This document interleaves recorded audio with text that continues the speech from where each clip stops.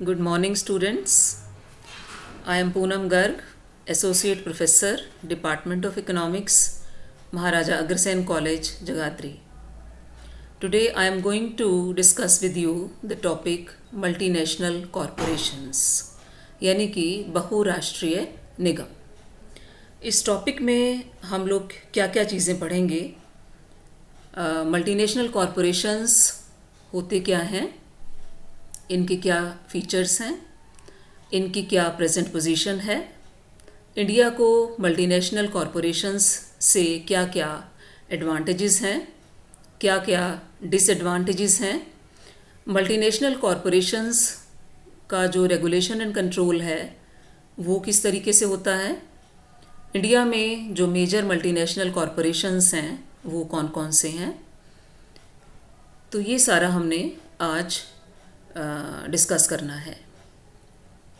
सबसे पहली चीज़ है कि बहुराष्ट्रीय निगम क्या होते हैं. देखिए, मल्टीनेशनल कॉरपोरेशन एक बहुत बड़ा एंटरप्राइज या उद्यम है जिसका कि हेडक्वार्टर एक कंट्री में लोकेटेड है, लेकिन जिसकी activities, trading activities, manufacturing activities दुनिया के कई दूसरे देशों में स्कैटर्ड है, स्प्रेड ओवर है. यूनाइटेड नेशंस ने मल्टीनेशनल कॉरपोरेशंस को डिफ़ाइन करते हुए कहा है कि the enterprises whose area of working, factories, mines, sales offices and the like are in 2 or more countries. आप सब जानते हैं कि हमारे देश में बहुत सारी MNCs काम कर रही हैं. हिंदुस्तान यूनिलीवर है, फिलिप्स है, सीएट है, LG, Samsung, Nestle, Hyundai etcetera. और इंडिया में जो मल्टीनेशनल कॉरपोरेशंस काम कर रहे हैं वो बहुत पुराने समय से काम कर रहे हैं. सबसे पहली जो मल्टीनेशनल कंपनी इंडिया में आई थी वो ईस्ट इंडिया कंपनी थी, जो कि 1601 में इंडिया में आई. उसके बाद जब इंडिया पर अंग्रेज़ों का शासन था तब इंग्लिश ऑफिसर्स और उनकी फैमिलीज़ की लाइफस्टाइल की ज़रूरतों को पूरा करने के लिए बहुत सारी मल्टीनेशनल कॉरपोरेशंस जो थे वो इंडिया में आए. जैसे कि 1912 में नेस्ले, जो कि एक फूड एंड बेवरेज कंपनी है, स्विट्ज़रलैंड की कंपनी है, वो इंडिया में आई. हिंदुस्तान यूनिलीवर 1931 में आई. 1922 में सीमेंस आई. तो इस तरीके से उस वक्त कई मल्टीनेशनल कॉरपोरेशंस इंडिया में आए और काम कर रहे थे. इंडिपेंडेंस के बाद भी हमने मल्टीनेशनल कंपनीज़ को फॉरेन कैपिटल की अपनी ज़रूरतों को ध्यान में रखते हुए हमने उनको इनकरेज किया. पंडित नेहरू जो थे वो इंडस्ट्री फ्रेंडली विचारधारा रखते थे और हमारी जो पहली इंडस्ट्रियल पॉलिसी थी 1948 की पॉलिसी, उसमें भी ये मेंशन्ड है कि हमने फॉरेन कैपिटल को, फॉरेन इन्वेस्टमेंट को इनकरेज करना है इंडिया के डेवलपमेंट के लिए, इकोनॉमिक डेवलपमेंट के लिए. तो इस तरीके से मल्टीनेशनल कॉरपोरेशंस की जो हिस्ट्री है इंडिया में वो काफ़ी पुरानी है. इस समय 40,000 से ऊपर मल्टीनेशनल कॉरपोरेशंस हैं जो काम कर रहे हैं और 2.5 लाख से ऊपर ओवरसीज़ एफिलिएट्स हैं जो कि काम कर रहे हैं. मल्टीनेशनल कॉरपोरेशंस के फीचर्स यानी कि विशेषताएं क्या क्या हैं, लेट अस सी. सबसे पहली विशेषता ये है कि इनका साइज़ बहुत बड़ा होता है, जाइंट साइज़ है. साइज़ का मतलब क्या है कि इनकी टर्नओवर, इनकी एसेट्स, इनके प्रॉफिट्स जो हैं वो मल्टी करोर्स में होते हैं. और बहुत सारी MNCs ऐसी हैं जैसे कि टोयोटा मोटर्स है, फोर्ड मोटर्स है, जनरल मोटर्स हैं. इनका जो इनका जो टर्नओवर है वो कई कंट्रीज़ के जीडीपी से भी ज़्यादा है। 2016 में जो टॉप 100 मल्टीनेशनल कॉरपोरेशंस थे उनकी जो सेल्स थी वो 7,464 बिलियन यूएस डॉलर्स थी। दूसरी विशेषता क्या है कि इंटरनेशनल ऑपरेशंस हैं इनके, मोर देन वन कंट्री में ये इनकी जो सब्सिडरीज हैं वो एग्जिस्ट करती हैं, काम करती हैं। Third is transfer of resources. Transfer of resources का क्या मतलब है कि जो पेरेंट कंपनी है वो अपने रिसोर्सेज, उसमें कैपिटल रिसोर्सेज भी हैं, उसमें जो है रॉ मटेरियल भी है, उसमें टेक्नोलॉजी भी है, मैनेजरियल एबिलिटी भी है, वो अपनी सब्सिडरीज़ को ट्रांसफ़र करती हैं जो सब्सिडरीज़ दूसरे देशों में ऑपरेट कर रही हैं। Fourth is varied activities. Multinational corporations की जो एक्टिविटीज़ हैं वो बहुत तरह की हैं। ये कंज्यूमर गुड्स इंडस्ट्रीज़ में भी काम कर रही हैं, ये कैपिटल गुड्स इंडस्ट्रीज़ में भी काम कर रही हैं, ये एक्सपोर्ट ओरिएंटेड इंडस्ट्रीज़ भी हैं और सर्विस सेक्टर में भी हैं। एक एस्टिमेट के मुताबिक इंडिया में जो मल्टीनेशनल कॉरपोरेशंस का इन्वेस्टमेंट है वो सर्विस सेक्टर में अप्रॉक्सीमेटली 18% है और कंस्ट्रक्शन एक्टिविटीज़ में 8% है, सॉफ्टवेयर हार्डवेयर में 7% है, टेलीकम्युनिकेशंस में 7% है, ड्रग्स एंड फार्मास्यूटिकल्स में 4% है, ऑटोमोबाइल्स सेक्टर में 5% है। Next is oligopolistic market. इसका क्या मतलब है कि मल्टीनेशनल कॉरपोरेशंस जो प्रोडक्ट्स बना रहे हैं उन प्रोडक्ट्स की जो मार्केट है वो ओलिगोपॉलिस्टिक मार्केट है। ओलिगोपॉलिस्टिक मार्केट क्या होती है? When there are a few sellers, जब जो सेलर्स हैं मार्केट में वो काफ़ी कम होते हैं। तो ज़्यादातर ऐसी प्रोडक्ट्स ये मल्टीनेशनल कॉरपोरेशंस जो हैं वो बना रहे हैं, ओलिगोपॉलिस्टिक मार्केट में ये ऑपरेट कर रहे हैं। थोड़े प्रोड्यूसर्स होने की वजह से इनका अपना प्राइसेस के ऊपर पूरा कंट्रोल रहता है और ह्यूज प्रॉफिट्स ये अर्न करती हैं और नई फर्म्स की एंट्री को भी प्रिवेंट करती हैं। Next is multinational ownership. इनकी जो ओनरशिप है, मतलब इनके जो शेयर्स हैं वो बहुत सारे कंट्रीज़ के सिटीजन्स के पास होते हैं। तो इनकी जो ओनरशिप है वो भी मल्टीनेशनल्स है क्योंकि इनके शेयर्स इंटरनेशनल लेवल पर खरीदे और बेचे जाते हैं।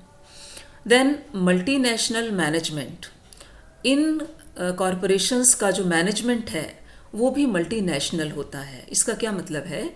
इसका मतलब ये है कि डिफरेंट कंट्रीज़ के जो एक्सपर्ट्स होते हैं, मैनेजमेंट प्रोफेशनल्स होते हैं, वो इनके मैनेजिंग बोर्ड में होते हैं। Then use of advanced technology. इनके पास एडवांस टेक्नोलॉजी है, बहुत ही आधुनिक किस्म की टेक्नोलॉजी के साथ ये काम करती हैं क्योंकि इनका जो R&D है यानी कि रिसर्च एंड डेवलपमेंट है वो काफ़ी स्ट्रॉन्ग है और ये R&D के ऊपर काफ़ी पैसा खर्च करती हैं। बहुत सारी कंपनीज़ हैं जिसमें फोर्ड है, फाइज़र है, टोयोटा है, जनरल मोटर्स हैं, जो कि एनुअली $5 बिलियन US से भी ज़्यादा जो एक्सपेंडिचर है वो R&D के ऊपर करती हैं और इनकी जो टेक्नोलॉजी है वो कैपिटल इंटेंसिव टेक्नोलॉजी होती है। Then marketing superiority. Multinational corporations जो हैं वो मार्केटिंग सुपीरियॉरिटी एंजॉय करती हैं क्योंकि उनकी इंटरनेशनल इमेज है और उनके पास जो है बहुत सारे कंट्रीज़ में नए नए प्रोडक्ट्स लॉन्च करने का एक्सपीरियंस है और इनके जो ब्रांड्स हैं वो बहुत रेप्यूटेड हैं। Next is huge financial resources. MNCs के जो फाइनेंशियल रिसोर्सेज हैं वो भी बहुत ज़्यादा हैं और इनकी जो कैपिटल है वो बिलियंस में होती है। तो कैपिटल बेस इनका बहुत स्ट्रॉन्ग है, फाइनेंशियल रिसोर्सेज इनके पास काफ़ी ज़्यादा होते हैं। तो these are the features of multinational corporations, बहुराष्ट्रीय कंपनीज की ये कुछ विशेषताएं हैं। Now what is the present position, वर्तमान स्थिति इनकी क्या है।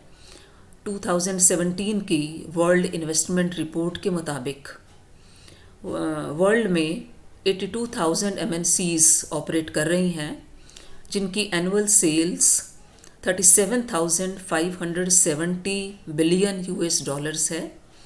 और ये MNCs अप्रॉक्सीमेटली 82 मिलियन लोगों को एम्प्लॉयमेंट प्रोवाइड कर रही हैं। इनकी टोटल एसेट्स 1,12,833 बिलियन $US इनकी टोटल एसेट्स हैं 31 दिसंबर 2016 को। तो ये इनकी प्रेजेंट पोजीशन है मल्टीनेशनल कॉरपोरेशंस की। Now what are the advantages of multinational corporations. जैसा शुरू में ही हमने देखा कि इंडिया में बहुत सारे बहुराष्ट्रीय निगम काम कर रहे हैं। फॉरेन कैपिटल, फॉरेन इन्वेस्टमेंट को हम प्रमोट कर रहे हैं। 91 में हमने इकोनॉमिक रिफॉर्म्स किए थे, जिनमें कि लिबरलाइजेशन, प्राइवेटाइजेशन, ग्लोबलाइजेशन हमने किया था। और इन इकोनॉमिक रिफॉर्म्स में हमने ग्लोबलाइजेशन किया और बाहर की कंपनीज़ को, मल्टीनेशनल कॉरपोरेशंस को एनकरेज किया कि वो हमारे देश में आएँ, इन्वेस्टमेंट करें, इंडस्ट्रीज़ लगाएं। ऐसा हमने क्यों किया? क्योंकि हमने अपनी रेट ऑफ इकोनॉमिक डेवलपमेंट को एक्सेलरेट करना था और मल्टीनेशनल कॉरपोरेशंस के कुछ एडवांटेजेस हैं जो हम लेना चाहते थे। तो मल्टीनेशनल कॉरपोरेशंस के जो एडवांटेजेस हैं या इनके फेवर में जो आर्गुमेंट्स दिए जाते हैं वो क्या क्या हैं, लेट अस सी। सबसे पहला तो अवेलेबिलिटी ऑफ कैपिटल है। देखिए, ज़्यादातर अंडर डेवलप्ड कंट्रीज़ जो होते हैं उनमें कैपिटल की शॉर्टेज पाई जाती है, पूंजी की कमी पाई जाती है। और मल्टीनेशनल कॉरपोरेशंस जो हैं वो फॉरेन इन्वेस्टमेंट, फॉरेन कैपिटल को लाने का बहुत ही इम्पॉर्टेंट सोर्स हैं, तरीका है। क्योंकि अगर हम बोरो करते हैं बाहर से तो वो बोरोइंग्स जो हैं वो हमें रिटर्न करनी पड़ती हैं, उनके ऊपर इंटरेस्ट पेमेंट भी करना पड़ता है, डेट सर्विसिंग काफ़ी ज़्यादा हो जाती है, लायबिलिटीज़ जो हैं वो काफ़ी ज़्यादा बढ़ जाती हैं। तो उसकी बजाय अगर हम ये करते हैं, FDI करते हैं, फॉरेन डायरेक्ट इन्वेस्टमेंट को इनवाइट करते हैं, मल्टीनेशनल कॉरपोरेशंस को इनवाइट करते हैं, तो उसमें हमें डेट सर्विसिंग की प्रॉब्लम नहीं रहती है। तो सबसे पहला एडवांटेज तो हमें यही है कि कैपिटल अवेलेबल हो जाती है और कैपिटल जो है वो एक मेन इनपुट है इंडस्ट्रियल डेवलपमेंट के लिए। Second advantage is availability of modern techniques and management.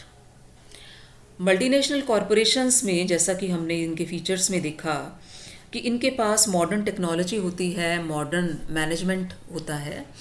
तो अंडर डेवलप्ड कंट्रीज़ को मॉडर्न टेक्नोलॉजी अवेलेबल हो जाती है और उस टेक्नोलॉजी की वजह से उनके जो रिसोर्सेज हैं वो ऑप्टिमली यूटिलाइज हो जाते हैं।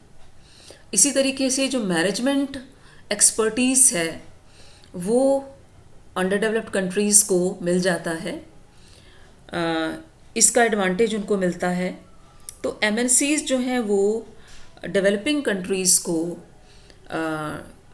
मैनेजरियल स्किल्स भी, टेक्निकल स्किल्स भी प्रोवाइड करती हैं और काफ़ी चीज़ों में, काफ़ी एरियाज़ में काफ़ी कॉम्प्लेक्स टेक्नोलॉजी, काफ़ी मॉडर्न टेक्नोलॉजी जो है वो प्रोवाइड कर रही हैं। Then availability of marketing services. Multinational corporations जो है वो मार्केटिंग सर्विसेज का क्या मतलब है? मार्केटिंग सर्विसेज में कई चीज़ें आ जाती हैं।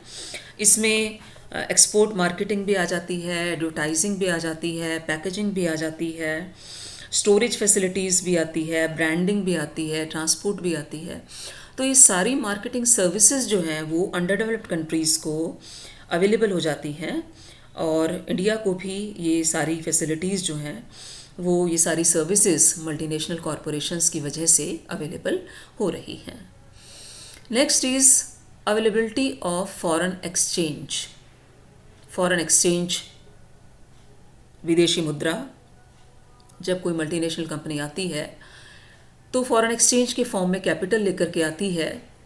तो अंडर डेवलप्ड कंट्रीज़ में, इसी तरीके से India is an under developed country, तो इंडिया को भी फॉरेन करेंसी जो है वो उसका इन्फ्लो यहाँ पर काफ़ी हो जाता है। तो फॉरेन एक्सचेंज अवेलेबल हो जाती है, और जब फॉरेन एक्सचेंज हमें काफ़ी मात्रा में अवेलेबल हो जाती है तो उससे हम अपने इसेंशियल इंपोर्ट्स की पेमेंट कर सकते हैं। तो फॉरेन एक्सचेंज की अवेलेबिलिटी भी एक बहुत इम्पॉर्टेंट एडवांटेज है इंडिया को, और इसी तरीके से जो दूसरे अंडर डेवलप्ड कंट्रीज़ हैं उनको भी। Next is increase in employment, रोज़गार में वृद्धि। इंडिया हाईली पॉपुलेटेड कंट्री है और अनएम्प्लॉयमेंट की प्रॉब्लम भी काफ़ी ज़्यादा है। तो मल्टीनेशनल कंपनीज़ के आने से एम्प्लॉयमेंट बढ़ता है, रोज़गार बढ़ता है, एम्प्लॉयमेंट अपॉर्चुनिटीज़ बढ़ती हैं। जब मल्टीनेशनल कॉरपोरेशंस जो हैं अपनी नई सब्सिडरीज़ देश में स्थापित करती हैं तो उससे एम्प्लॉयमेंट जो है वो देश के लोगों को मिलता है, तो ये एडवांटेज हमें होता है। नेक्स्ट है इंक्रीज़ इन नॉलेज, ज्ञान बढ़ता है, नॉलेज बढ़ती है। नॉलेज देखिए किस तरीके से नॉलेज बढ़ती है। नॉलेज में टेक्निकल नॉलेज भी है, नॉलेज में एडमिनिस्ट्रेटिव नॉलेज भी है, मैनेजमेंट एक्सपर्टीज़ भी है, फाइनेंस भी है, एक्सपोर्ट भी है। तो इस तरीके से ये सारी एबिलिटीज़ हमें हमारी जो है हमारे लोगों की इम्प्रूव होती हैं, बढ़ती हैं। Next is increase in exports, हमारे निर्यात भी बढ़ते हैं।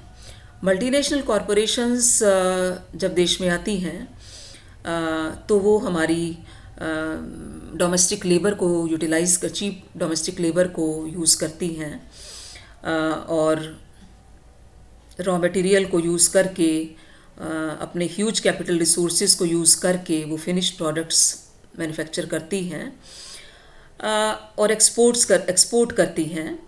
तो उनके द्वारा बनाई हुई चीज़ों की जो क्वालिटी है वो सुपीरियर होने की वजह से उनकी एक्सपोर्ट डिमांड ज़्यादा होती है, तो उससे एक्सपोर्ट्स बढ़ते हैं देश के।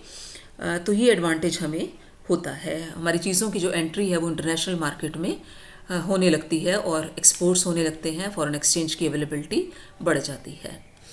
Next is increase in industrialisation, औद्योगिकरण बढ़ता है।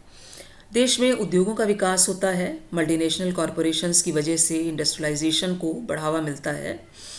बहुत सारे इंडस्ट्रीज़ देश में हमारे मल्टीनेशनल कॉरपोरेशंस ने स्थापित किए हैं, और औद्योगिकरण बढ़ने से जो ओवरऑल इकोनॉमिक डेवलपमेंट है वो बढ़ती है। Next is increase in competition, प्रतियोगिता भी बढ़ती है। कंपटीशन जब बढ़ता है इकोनॉमी में तो उसके फ़ायदे जो है वो कॉमन मैन को मिलते हैं, कंज्यूमर को मिलते हैं, क्योंकि कंपटीशन के बढ़ने से प्राइसेस कम होते हैं और क्या होता है, क्वालिटी जो है वो सुपीरियर होती है कंपटीशन की वजह से। तो these are the advantages of multinational corporations in India. ये सारे फ़ायदे हमें होते हैं, लेकिन ऐसा नहीं है कि सिर्फ एडवांटेजेस ही हैं, बल्कि बहुत सारे डिसएडवांटेजेस भी मल्टीनेशनल कॉरपोरेशंस की वजह से होते हैं। डिसएडवांटेजेस क्या क्या हैं, let us see. First is outflow of funds from host country. जो होस्ट कंट्री है, होस्ट कंट्री क्या होता है कि जिसमें वो मल्टीनेशनल कंपनीज या उनकी सब्सिडरीज जो हैं वो उनकी सब्सिडरीज लोकेटेड हैं, ठीक है। तो होस्ट कंट्री से फंड्स का आउटफ्लो कैसे होता है, क्योंकि जो एमएनसीज के प्रॉफिट्स हैं, ठीक है, जो उनकी रॉयल्टी है, जो उनके डिविडेंड से होने वाली इनकम है, वो सारी वो अपने पेरेंट कंट्री को ट्रांसफ़र करती हैं। तो होस्ट कंट्री से बहुत सारे फंड्स जो हैं वो देश के बाहर चले जाते हैं, ये डिसएडवांटेज होता है। दूसरा क्या है, हार्मफुल फॉर इंडिजिनस प्रोड्यूसर्स। जो हमारे देश के प्रोड्यूसर्स हैं, जो स्मॉल एंटरप्रेन्योर्स हैं, इंडिजिनस एंटरप्रेन्योर्स हैं, उनके लिए हार्मफुल है। उनके लिए हार्मफुल कैसे है, क्योंकि वो कंपटीशन में सरवाइव नहीं कर पाते हैं। उनके पास ना उतना कैपिटल बेस है, ना उनके पास मॉडर्न टेक्नोलॉजी है, ना उनके पास उतना ज़्यादा टेक्निकल स्किल्स और मैनेजमेंट एक्सपर्टीज़ है। तो कंपटीशन में वो स्मॉल एंटरप्रेन्योर्स, इंडिजिनस प्रोड्यूसर्स जो हैं वो ठहर नहीं पाते हैं और उनको जो है वो बाहर जाना पड़ता है मार्केट से। Third is unbalanced regional development. Economy का जो रीजनल डेवलपमेंट है देश का, वो अनबैलेंस्ड हो जाता है। अनबैलेंस्ड कैसे हो जाता है, क्योंकि जो मल्टीनेशनल कॉरपोरेशंस हैं वो अपनी जो यूनिट्स हैं वो वहाँ पर इस्टेब्लिश करते हैं जहाँ पर जो एरियाज़ डेवलप्ड होते हैं, जहाँ पर इंफ्रास्ट्रक्चर फैसिलिटीज़ हैं, जहाँ पर हर तरह की फैसिलिटी है, जो डेवलप्ड एरियाज़ हैं, ठीक है, जो कमर्शियल सेंटर्स हैं, बिजनेस सेंटर्स हैं, वहाँ पर वो स्थापित करते हैं। देश के जो बैकवर्ड एरियाज़ हैं, पिछड़े हुए स्टेट्स हैं, बैकवर्ड स्टेट्स हैं, वहाँ पर वो अपने यूनिट स्थापित नहीं करते हैं। तो जो इकोनॉमी का, एक कंट्री का जो रीजनल डेवलपमेंट है वो अनबैलेंस्ड हो जाता है। और क्या डिसएडवांटेज है इनका, कि ये lace use of modern technology, कि मल्टीनेशनल कॉरपोरेशंस जो हैं, जो उनकी सबसे अच्छी टेक्नोलॉजी होती है वो लेस डेवलप्ड कंट्रीज़ में यूज़ नहीं करते हैं। वो अपनी क्योंकि उनको जो टेक्नोलॉजी वो यूज़ कर रहे हैं उसी को यूज़ करके बहुत वो प्रॉफिट्स अर्न कर रही हैं, तो इसलिए वो मोस्ट एडवांस टेक्नोलॉजी जो है वो यहाँ पर यूज़ नहीं करते हैं। ये भी इनके खिलाफ एक आर्गुमेंट दिया जाता है। नेक्स्ट इज़ टैक्स इवेजन, करों की चोरी भी करते हैं। मल्टीनेशनल कॉरपोरेशंस टैक्स इवेजन कैसे करते हैं, ये मैनिपुलेशन करते हैं बिलिंग में, क्योंकि जो ये रॉ मटेरियल है या सेमी फिनिश्ड मटेरियल है, ये अपनी पेरेंट कंपनी से या अपनी दूसरी सब्सिडरी कंपनीज से इंपोर्ट करती हैं, और इंपोर्ट जो ये करती हैं उसकी ओवर इन्वॉइसिंग करती हैं। ओवर इन्वॉइसिंग में क्या होता है कि प्रॉफिट्स जो हैं वो अकाउंट बुक्स में कम शो होते हैं। इसी तरह से जब ये एक्सपोर्ट करती हैं तो अंडर इन्वॉइसिंग करती हैं। तो ये सब अपने प्रॉफिट्स को, इनकम को अकाउंट बुक्स में कम शो करती हैं ताकि टैक्स इवेजन ये कर सकें। तो ये भी एक मेजर डिसएडवांटेज है। Next is encourage demonstration effect. India एक अंडर डेवलप्ड कंट्री है और मल्टीनेशनल कॉरपोरेशंस जो हैं वो ऐसी चीज़ें बनाते हैं जो कि लग्जरी गुड्स हैं, और जो मिडिल क्लास लोग हैं, लोअर मिडिल क्लास हैं, वो मल्टीनेशनल कॉरपोरेशंस के प्रोडक्ट्स के लिए, ब्रांडेड प्रोडक्ट्स के लिए क्रेज़ी होते हैं और उनको कॉपी करते हैं। तो डेमोन्स्ट्रेशन इफ़ेक्ट जो है वो मल्टीनेशनल कॉरपोरेशंस की वजह से देश में बढ़ता है, और branded products, branded shoes, garments, cars, cosmetics, high priced products जो है वो अंडर डेवलप्ड कंट्रीज़ के लोग ज़्यादा कंज्यूम करने लगते हैं। तो एक नॉन एसेंशियल गुड्स के प्रति जो है वो उनका एक अट्रैक्शन बढ़ता है। Next is competition with small scale industries. Small scale industries जो होते हैं, छोटे उद्योग, उनको कंपटीशन फेस करना बहुत मुश्किल हो जाता है, मल्टीनेशनल कंपनीज़ की ब्रांड इमेज बहुत है, इनके एडवर्टीज़मेंट बजट्स बहुत ज़्यादा होते हैं, और हमारी जो छोटी कंपनीज़ हैं वो एमएनसीज़ के साथ compete नहीं कर पाती हैं और बंद हो जाती हैं। प्रोडक्शन ऑफ प्रोहिबिटेड गुड्स, कई बार मल्टीनेशनल कॉरपोरेशंस जो हैं वो ऐसी चीज़ें भी बनाती हैं जो कि इंटरनेशनल लेवल पर प्रोहिबिट हैं, मतलब बंद हो चुकी हैं। बहुत सारी मेडिसिन्स, बहुत सारे दूसरे प्रोडक्ट्स जो कि प्रोहिबिटेड हैं दूसरे कंट्रीज़ में, वो यहाँ पर अंडर डेवलप्ड कंट्रीज़ में मैन्युफैक्चर करती हैं। तो इस तरह की प्रैक्टिस भी ये करती हैं। इसके अलावा और क्या इनके अगेंस्ट आर्गुमेंट दिया जाता है कि ब्रेन ड्रेन की प्रॉब्लम भी रहती है। ये इंडिया का जो बेस्ट टैलेंट है उसको हायर करती हैं और कुछ समय के बाद उनको फॉरेन कंट्रीज़ में अपनी दूसरी सब्सिडरीज़ में ट्रांसफ़र कर देती हैं। तो इंडिया का जो टैलेंट है, इंडिया का जो टैलेंटेड इंजीनियर्स हैं, प्रोफेशनल्स हैं, वो बाहर काम करते हैं इनके लिए। Then non essential products, non essential, इनके बहुत सारे प्रोडक्ट्स ऐसे होते हैं जो कि नॉन इसेंशियल प्रोडक्ट्स की कैटेगरी में आते हैं, जो कि जैसे कि आइसक्रीम्स हैं, टूथपेस्ट हैं, लिपस्टिक्स हैं, प्रोसेस्ड फूड्स हैं, जो कि हम लोकल टेक्नोलॉजी की मदद से भी प्रोड्यूस कर सकते हैं।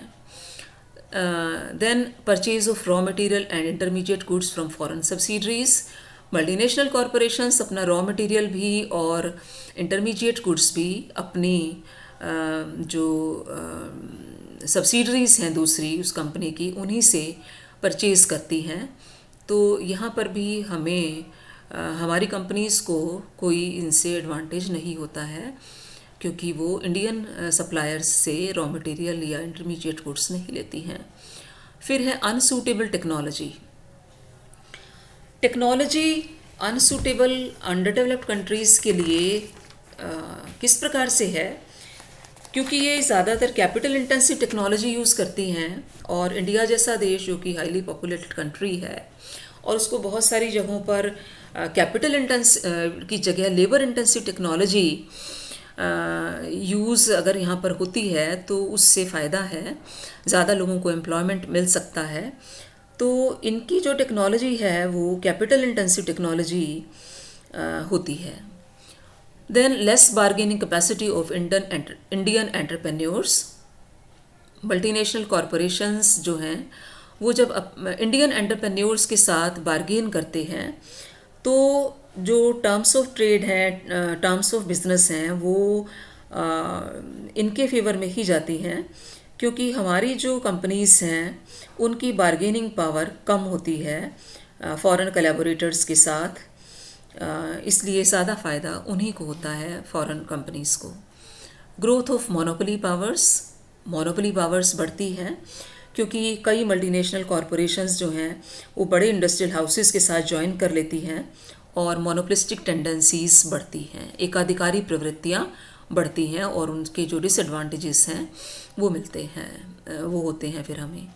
हार्मफुल फॉर कंज्यूमर्स के लिए भी हार्मफुल है कई तरह से मल्टीनेशनल कॉरपोरेशंस का, क्योंकि ये एडवर्टीज़मेंट पर बहुत पैसा एक्सेस स्पेंड करती हैं और अल्टीमेटली वो कंज्यूमर को ही बेयर करना पड़ता है, वो खर्च कंज्यूमर को ही बेयर करना पड़ता है, हाई प्राइसेस पे करने पड़ते हैं।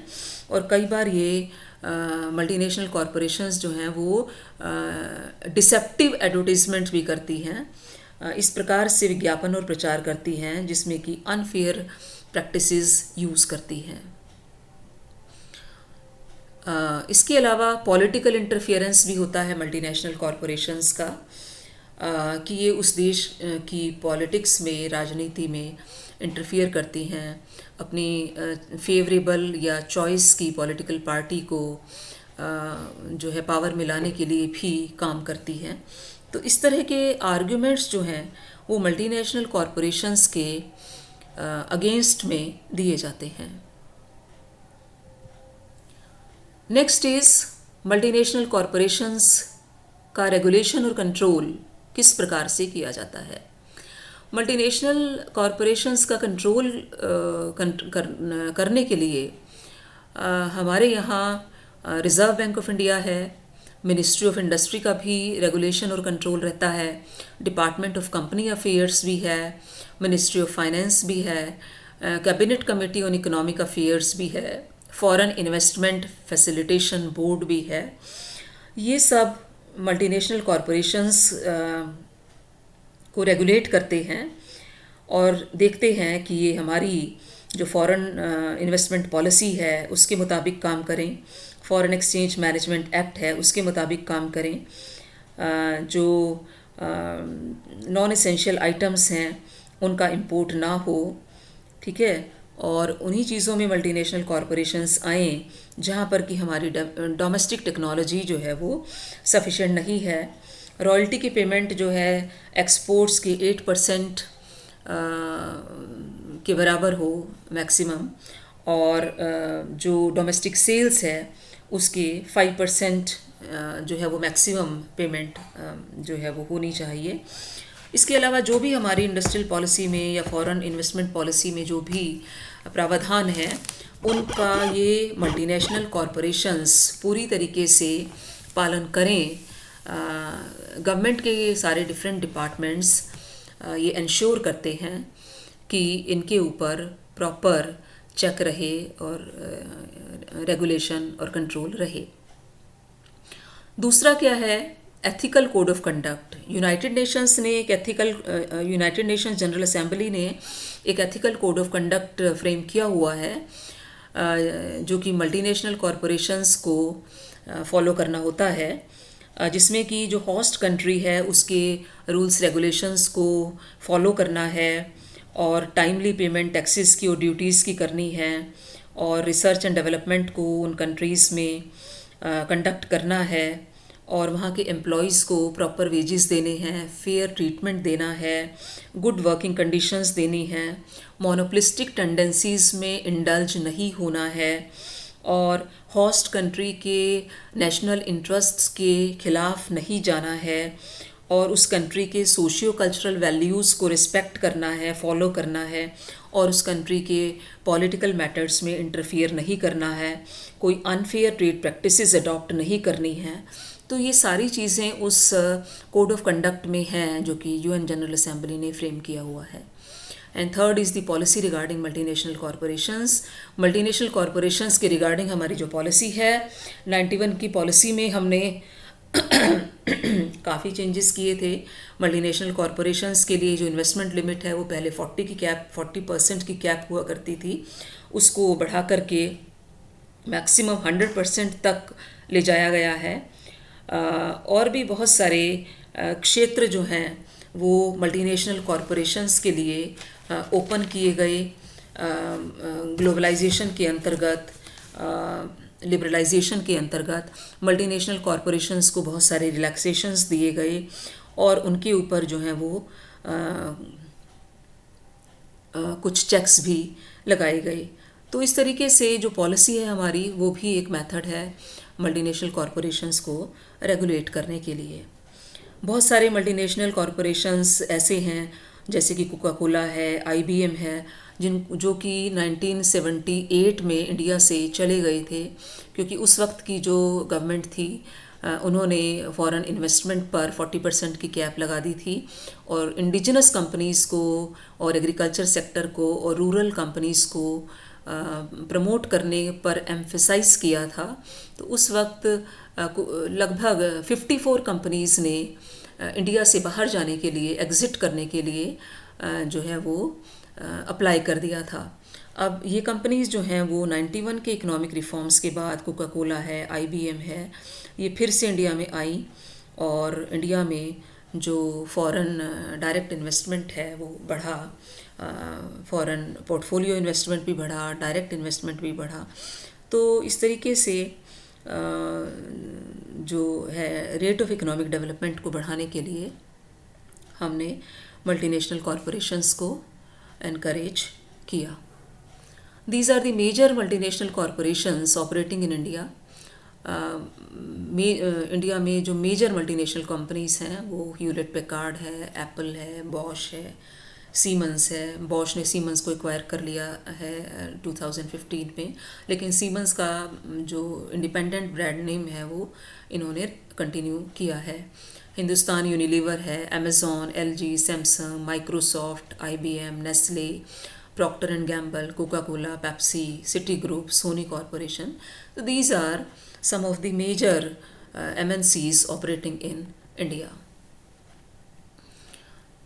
तो we can conclude by saying that multinational corporations का जो रोल है, इनकी जो भूमिका है वो इम्पॉर्टेंट है इकोनॉमिक डेवलपमेंट की स्पीड को बढ़ाने के लिए. फॉरेन कैपिटल का ये एक इम्पॉर्टेंट फॉर्म है जो कि हमारी ज़रूरत को पूरा करता है, लेकिन इनके जो हार्मफुल इफ़ेक्ट्स हैं वो काफ़ी ज़्यादा हैं, हमने अभी डिस्कस किया है.